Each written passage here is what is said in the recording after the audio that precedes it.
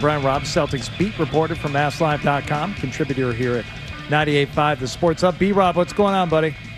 What's going on, boys? Busy night. Yeah, about around midnight. Were you up when this thing went down, or was reported? I was in the midst of starting to write through actually Drew Holiday possibilities, and thank God I didn't get too far into that article because that would have been hit the graveyard of stories quickly. So while the Drew Holiday, the Celtics essentially doing this, for apron purposes more than anything else, what was surprising about the deal that was made public last night? Yeah, I think a couple of things, Artie. One is the fact that the Celtics got some draft picks back in this deal. I think is a win for them. I know they're just second-round picks, but that type of collateral when you're entering a retooling offseason, like that stuff matters. That can help out for other deals. And certainly with a contract as big as Drew Holiday, there is only a certain amount of teams around the league that could, take on that type of long-term money and have it fit on the books given the financial crunches of the new CBA. So the Brad Stevens bet here a couple years ago that, they knew that trades are going to have to come down the line one way or another with this core group, but he bet right here that, okay, these guys are going to have value around the league just by giving them some big guys like Holiday. We're going to see Porzingis, and that bet ended up being true with them getting that and a guy in Simons. Well, I don't know for sure if he's going to be a long-term part of the future here for the Celtics, but he's 26. He's averaged 17 points per game or more the last 3 years, so he certainly can help you on the offensive end. And so getting a guy that falls in line, that in the timeline that's close to like 8-9 years younger than Drew Holiday, that's good. And so whether the Celtics want to keep him, whether the Celtics want to move him again, having a guy who's an expiring contract, it's easy for them to go either of those routes. So it gives them a little optionality, if you will, going forward here.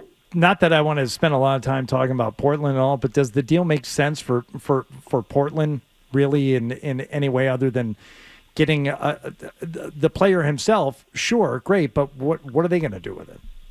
Right, it's wild. Like the Blazers traded Drew Holiday away 2 years ago to the Celtics. Like it's and I know they had a nice couple of final months of last year where they played above 500, but the rest of their team is in their early to mid-20s for the most part. So, but I guess this is just a tribute to Drew Holiday and what people around the league think about him. He's the consummate pro. He's can be a point guard. He can play off ball. He's obviously still a great defender, and he's clearly a good influence.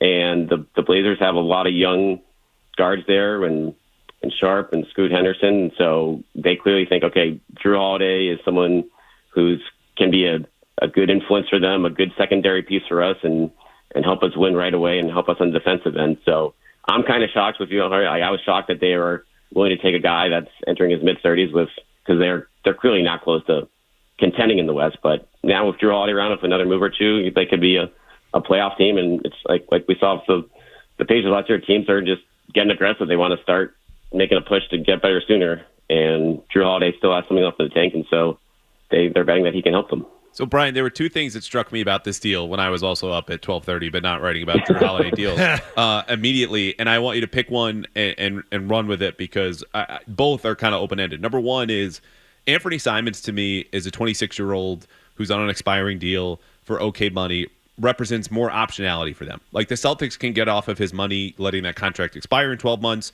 trading him at the trade deadline, or maybe in the next, however many days, weeks, or months.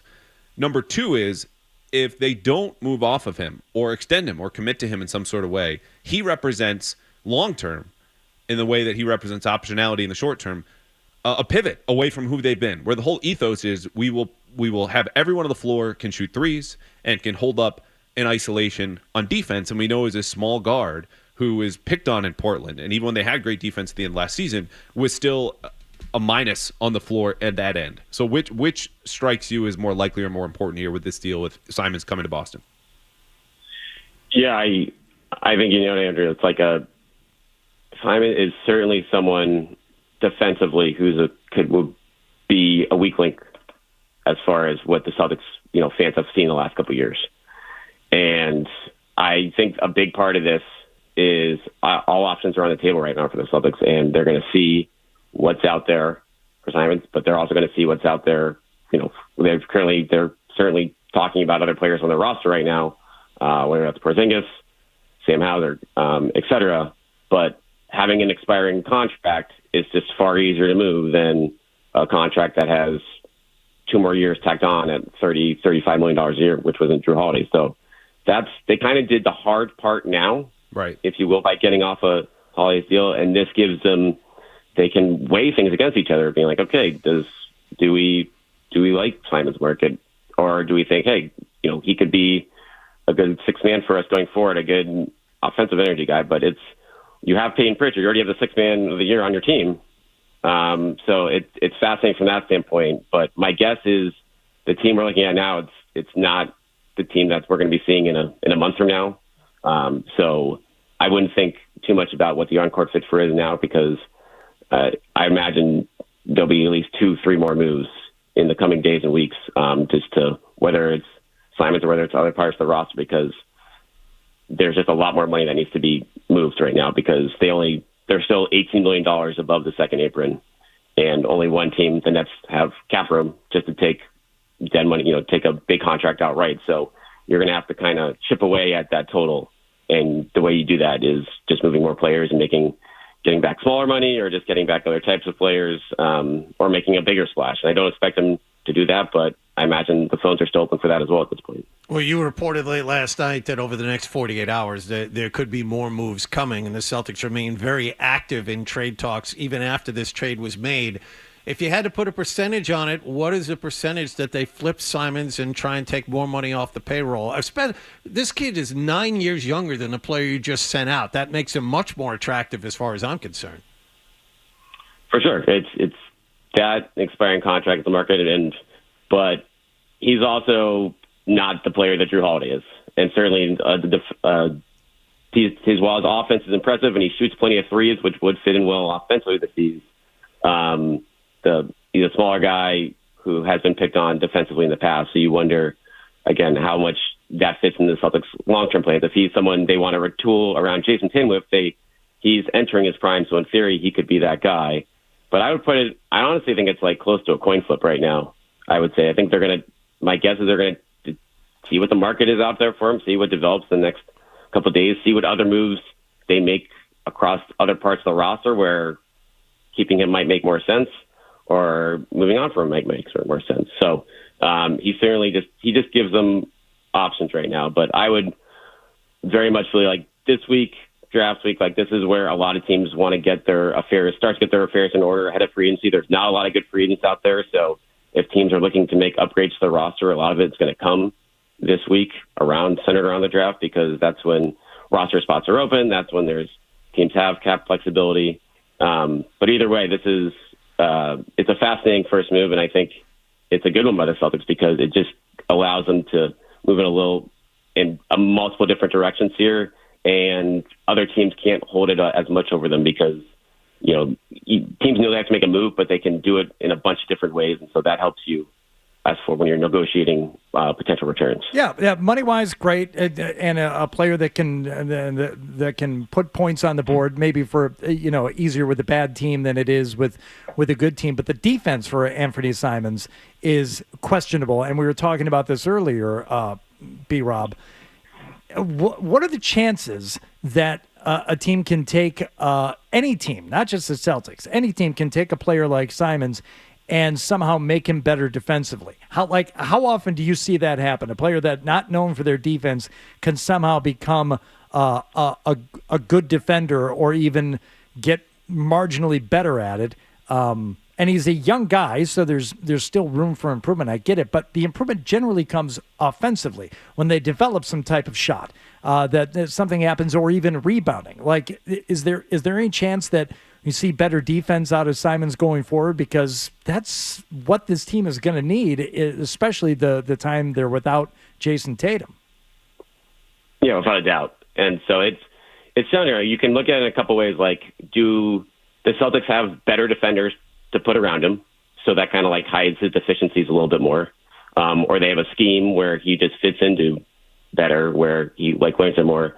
And there's the fact of the matter, he's been on a rebuilding team for the last few years, ever since the Blazers traded away Lillard. And so, are those type of teams giving good effort defensively night after night? Of course not. Those are the teams that kind of fall off there. Now, this Blazers team last year, they're middle of the road. They're 16th in defensive rating, but they're really good. They kind of got a lot better as the year went along. That wasn't the case necessarily for Simons there. So, but he did play big minutes for them. So he was one of the weaker links in that roster on that front, but they were able to be a better defensive team in the last couple months of the year with him playing a lot. So that is encouraging from that standpoint. But he's also this is going to be his 8th year coming up, and so can he get better?